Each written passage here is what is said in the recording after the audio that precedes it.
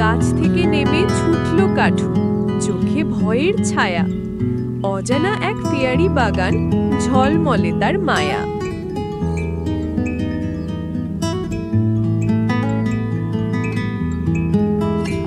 সোনার খোলস পান্না বাদাম গাছে পেকে আছে, আলো ঝরে ছিটকে পড়ে, রঙিন মোহন নাচে।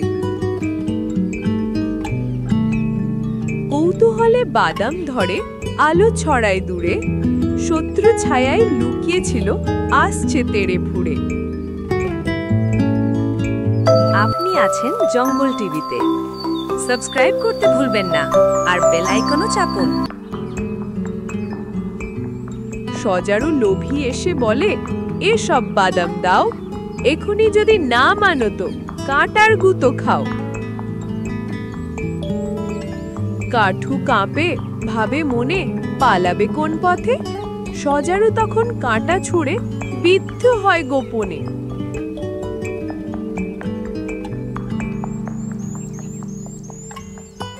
চিৎকার দিয়ে লুটায় কাঠু, বেরিয়ে গেল প্রাণ। মৃতপ্রায় সে শুয়ে থাকে, হারিয়ে ফেলে জ্ঞান।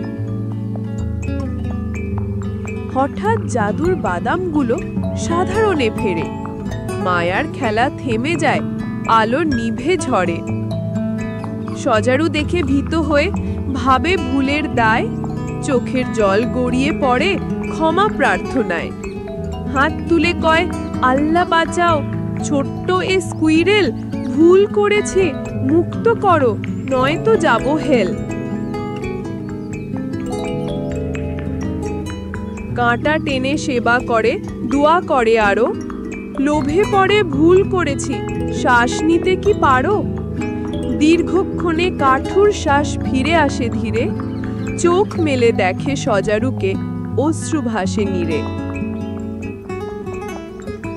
কাঠু বলে, শত্রু যদি হৃদয় মেলে দেয়, তাহলেই তো পৃথিবীটা সত্যি মহৎ হয়।